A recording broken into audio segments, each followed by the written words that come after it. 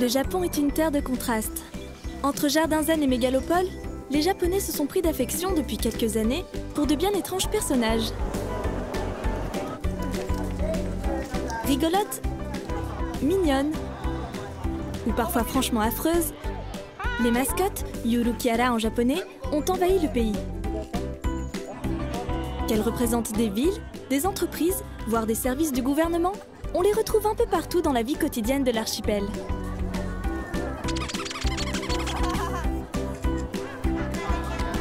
Au pays du kawaii, de tout ce qui est mignon, ce succès n'a finalement rien de bien étonnant. Si les masques de peluche trouvent en effet leurs racines dans la culture nippone de l'image, les costumes colorés sont aussi un énorme business.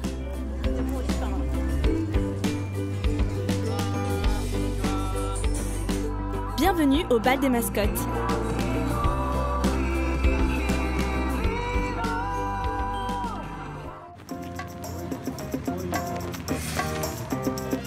Fin octobre, banlieue de Tokyo. Depuis maintenant 6 ans, la ville de Hankyu est le rendez-vous des fans de mascottes. Sur 2 jours, le World Character Summit regroupe près de 250 Yurukiara. L'événement est devenu incontournable pour les aficionados des mascottes. C'est en effet, avec le Yurukiara Grand Prix, un des rares rassemblements de mascottes ayant une telle ampleur. Dans les allées, devant leur stand ou sur scène, elles font le show dans une ambiance festive.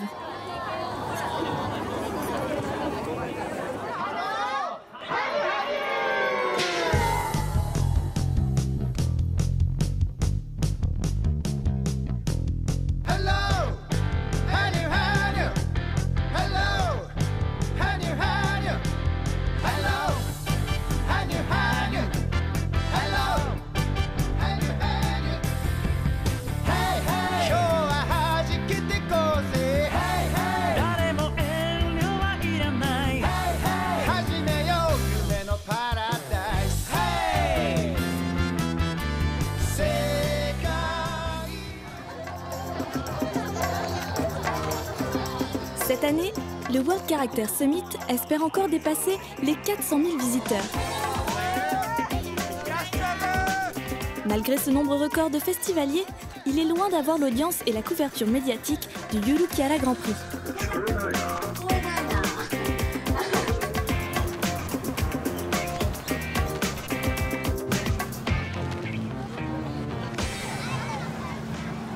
Cette année, la ville de Hamamatsu a réussi à obtenir l'organisation. C'est donc à quelques centaines de kilomètres plus au sud que va se tenir la grand-messe pour les mascottes.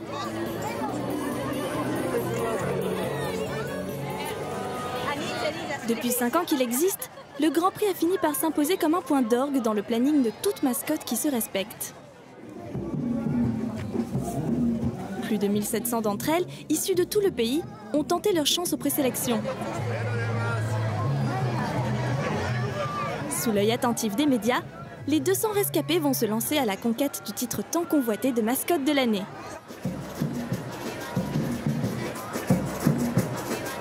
Un titre en partie décerné par des votes sur Internet.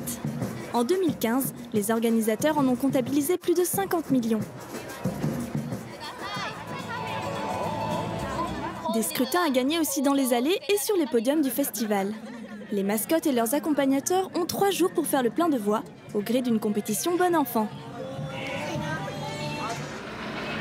Même si chaque mascotte a sa méthode pour attirer le chaland, poser pour une photo semble encore la plus efficace. Alors, inlassablement, elles enchaînent les poses. Des heures d'effort qu'elles espèrent voir au final récompensées par le titre. Ou plus précisément, les titres, car 3 couronnes sont décernées. Une pour les mascottes d'entreprise, une pour les associations, et enfin, la plus convoitée et la plus médiatisée, celle pour une ville ou une région.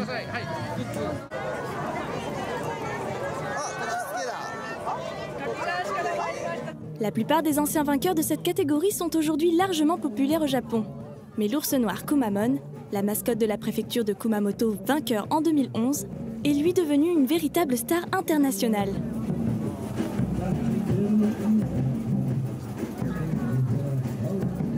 retour sur un destin hors du commun.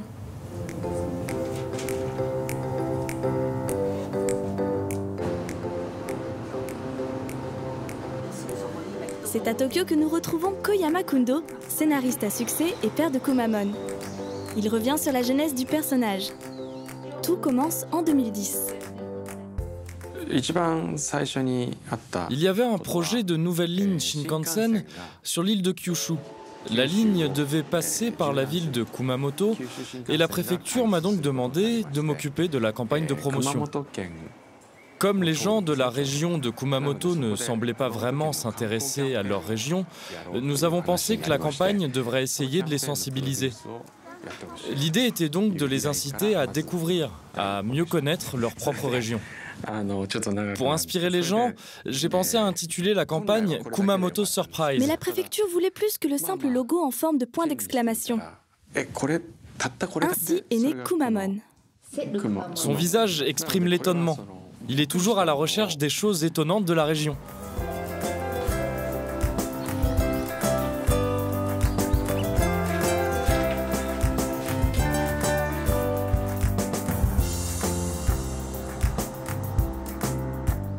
En fait, nous n'avions pas vraiment mis en place de stratégie commerciale. Nous n'avions rien calculé. Les choses se sont faites un peu grâce au hasard. C'est aussi une histoire de relation entre les gens. Cela fait que l'on peut sentir face à Kumamon qu'il est quelqu'un à protéger, à chérir. Tous ces éléments autour de la naissance de Kumamon font qu'il a été bien accepté par les habitants de Kumamoto.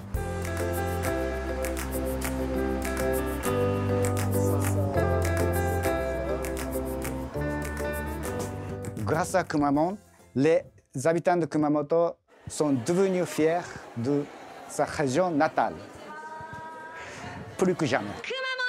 Une fierté qui, en 2011, a atteint des sommets lorsque Kumamon est sacrée mascotte de l'année au Yurukiara Grand Prix. Très vite ensuite, sa popularité déborde des frontières de la région, puis du pays.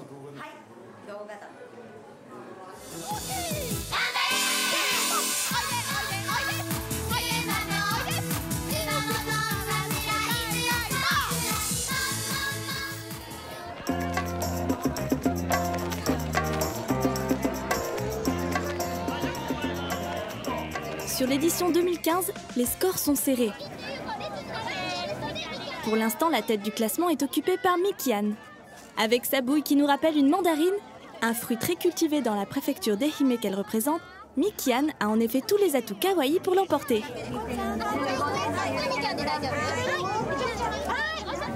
Mais le succès ne se construit pas uniquement sur l'apparence.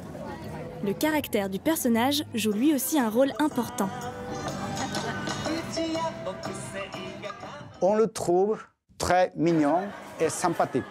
Kumamon fascine un grand nombre de personnes. Mais ce qui est plus important, c'est son désir de rendre les gens heureux. Un ours adorable ne souhaitant que votre bonheur, voilà qui explique plutôt facilement le succès de Kumamon.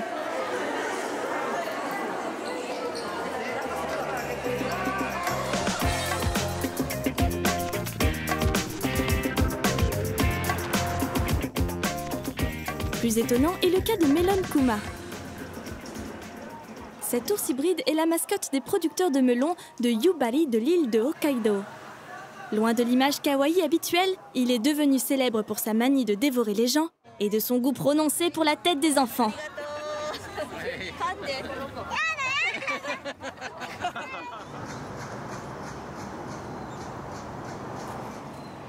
Tout aussi atypique est Domo-kun. Ce petit personnage rectangulaire est pour le moins étrange. Depuis la fin des années 90, il assure la promotion des chaînes satellites de la NHK.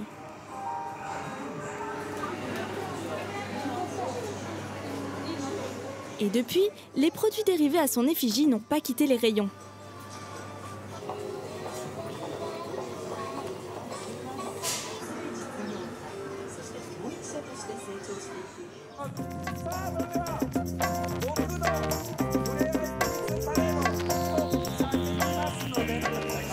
Si l'on osait demander leur âge aux mascottes, on réaliserait vite combien Domo-kun fait figure d'ancêtre. Pour la plupart d'entre elles, elles sont en effet bien plus jeunes. Prenez par exemple Hikonian. Elle remporte le concours en 2010, année de création du Grand Prix, et elle n'a que 3 ans. Hikonian est la mascotte de la ville du château de Hikone. Forte de son titre, l'image de ce petit chat blanc au casque de samouraï est vite devenue très populaire au Japon. Sa renommée a même atteint l'Europe. Vérité ou légende, nombre de visiteurs viendraient à Hikone avant tout pour assister à son show journalier.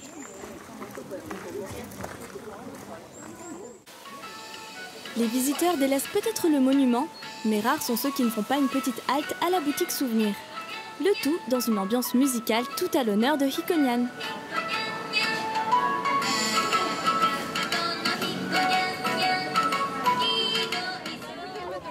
Sur le Grand Prix, c'est l'heure du défilé. Encore une occasion de voir la passion des Japonais pour leur mascotte. Une passion grandissante depuis quelques années. Et les chiffres parlent d'eux-mêmes. En 2010, lorsque Hikonian est vainqueur, elle fait face à 169 autres mascottes. Et cette année, 1727 de ces petits personnages se sont lancés dans l'aventure. Parmi eux, Ieyasu-kun, la mascotte de Hamamatsu. Selon les derniers pointages, il rattraperait Mikian. L'engouement des Japonais pour leur Yurukiara n'est pas qu'un phénomène de mode. S'il atteint de tels sommets au Japon, c'est en grande partie car il trouve ses racines dans des éléments clés de la culture nippone.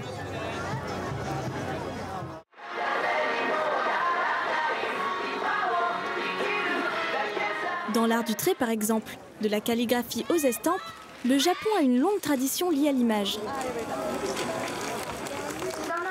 Le dessin fait à la main y a toujours été très populaire. À l'origine, les mangas étaient d'ailleurs des caricatures de scènes quotidiennes.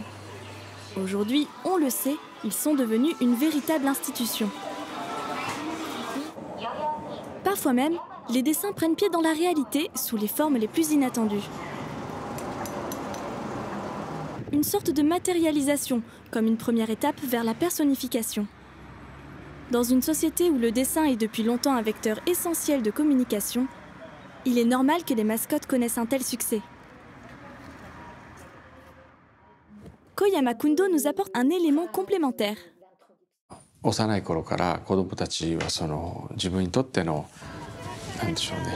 Japon, depuis l'enfance, on a tous un personnage favori. Un meilleur ami qui vient des mangas. Cela peut être Doraemon ou Hello Kitty. Chaque enfant a ce type de personnage comme meilleur ami. Cette base culturelle explique aussi le succès des Yurukiara.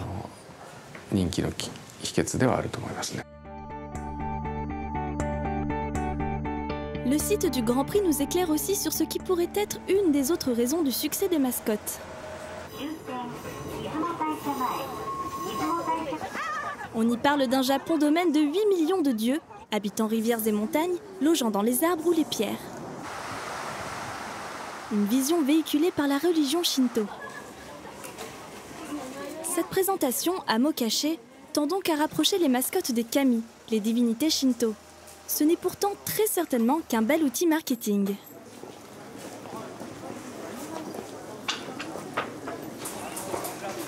Le shintoïsme, cependant, régit encore de nombreux aspects de la vie quotidienne au Japon. La société japonaise est donc plus naturellement apte à accepter une certaine personnification des valeurs.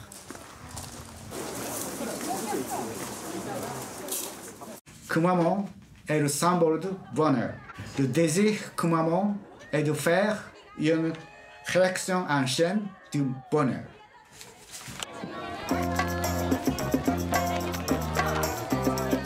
Retour au Grand Prix. Nous sommes à quelques heures de la fin des votes et Fuka-chan, le représentant de la ville de Fukia, vient de faire son entrée dans le trio de tête. La mascotte avec son bonnet vert n'est pas encore très connue. Bien moins connue en tout cas que la bondissante Funashi. Mascotte plutôt atypique puisqu'elle parle, Funashi est aussi un bel exemple de réussite. seul cas connu où un amoureux des mascottes a créé son propre personnage et a rencontré le succès. Funashi amuse par sa gestuelle bondissante et son discours hystérique. Sa cote de popularité a très vite atteint des sommets.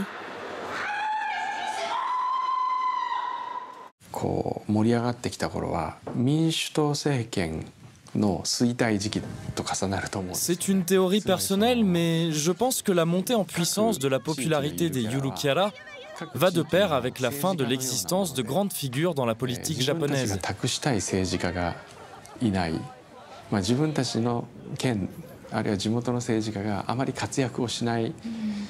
Comme il n'y avait plus d'hommes politiques en qui donner sa confiance ou dont on attendait quelque chose pour le futur, on a fini par se tourner vers les Yurukiara. Les mascottes ont rempli le vide et sont devenues des vedettes.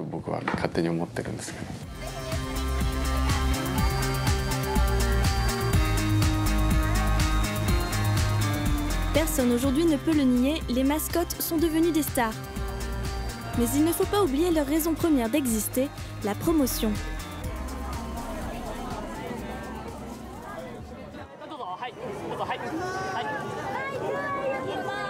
En 2013, Sanomaru, la mascotte de la ville de Sano, remporte le Grand Prix.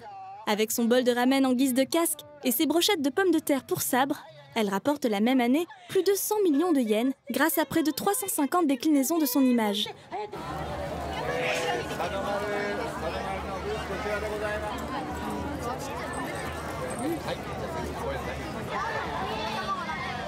Derrière les bouilles rigolotes et les attitudes parfois un peu maladroites se trouve un gigantesque business.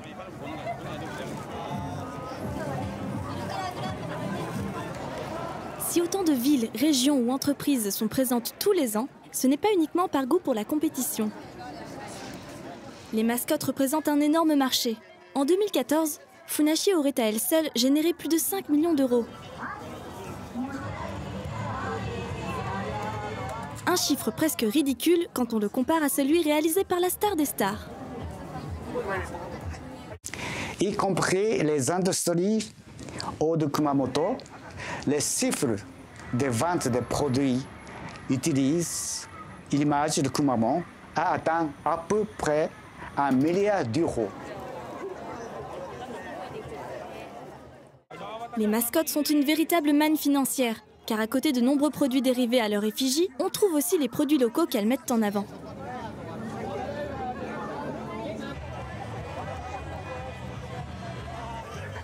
Des produits ou productions ayant bien souvent inspiré les créateurs pour l'image même de la mascotte. Vu l'affection des Japonais pour les gadgets et bricoles en tout genre, les revenus des ventes des produits dérivés finissent par se compter en milliards de yens pour les plus célèbres des mascottes. Un domaine du marketing où Kumamon fait figure d'innovateur. Nous avons délivré des licences gratuites de Kumamon, soit utilisées sur leurs produits. Cela a abouti à la popularité, à l'effet économique de plus que prévu.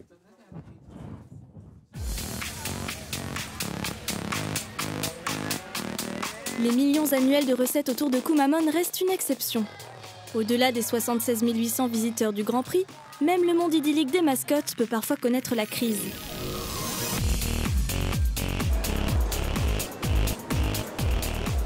Osaka est une des premières villes où les mascottes ont fini par être rattrapées par la réalité économique du pays. On en dénombrait il y a 2 ans près de 92, tout étant bon à la création d'un de ces personnages, de la collecte des impôts à la promotion des sites touristiques. Mais trop de mascottes tue la mascotte. Avec un coût d'entretien pouvant dépasser le 1 million de yens à l'année, la ville a fini par être obligée, pour des raisons budgétaires, de faire des coupes franches. Surtout que certaines mascottes sortaient 2 à 3 fois par an.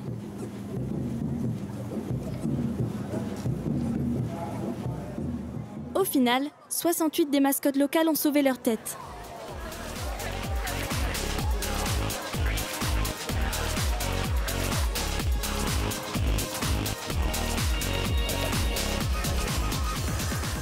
Dans la région de Rumoi, sur l'île de Hokkaido, le choix face aux réalités économiques a été très différent. Les Yurukiara ont connu une très forte croissance au Japon, mais le marché est saturé maintenant.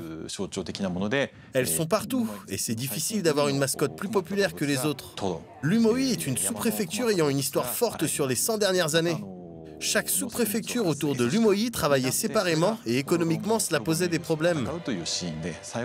L'idée est d'avoir une mascotte représentant le rassemblement de toutes ces sous-préfectures. Ainsi, on va promouvoir l'image d'une région connectée où chaque sous-préfecture travaille ensemble. J'ai pensé à l'idée de robot de mon enfance et j'ai créé le robot connecté Auroron 8. La région de Rumoi a tenté cette année sans succès de présenter Kazumo-chan, une des 8 mascottes, au Grand Prix.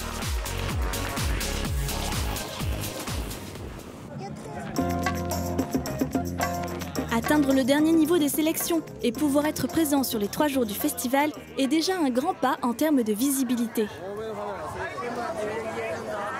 Et n'oublions pas qu'avant d'être une manne financière pour leur ville ou leur région, les mascottes sont avant tout des ambassadrices. Promouvoir le tourisme ou les vertus écologiques d'une marque lorsqu'on est une peluche à l'embonpoint bien prononcée demande un réel savoir-faire. On remarque d'ailleurs assez vite combien les gestuels peuvent être codifiés. Oui, devenir mascotte s'apprend. Pourtant, au Japon, aborder le sujet de qui est dans le costume est tabou. Le Choco Group, une des rares écoles à former les mascottes, se trouve dans la banlieue de Tokyo.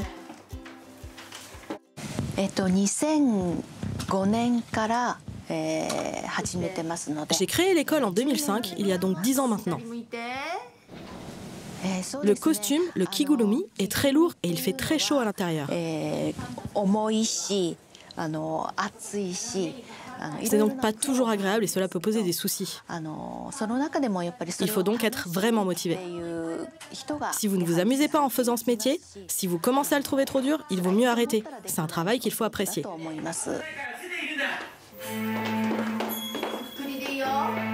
Des difficultés ne décourageant pas les candidats pour une formation complète. Les élèves étudient le jeu d'acteur, la danse et ils apprennent aussi à travailler sur leur costume.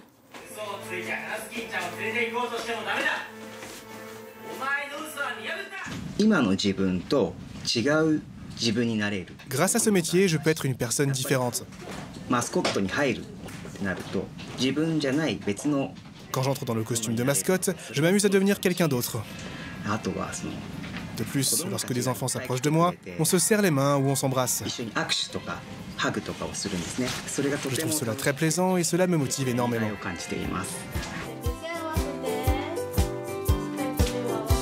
Prenant la pause ou dansant, pour le plus grand plaisir des petits et des grands, les mascottes parlent à notre âme d'enfant.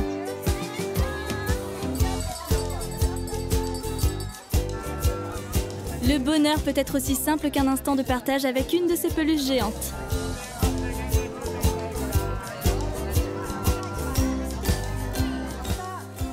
Les 3 jours de festivités se terminent et l'heure des résultats a sonné. À mi-parcours des votes, Mikian était en tête. Ieyasu-kun et Fuka-chan ont-elles réussi à la rattraper et à la devancer? En coulisses, les vainqueurs des années précédentes se préparent à célébrer leurs successeurs alors que la scène, pourtant encore vide, attire déjà tous les regards.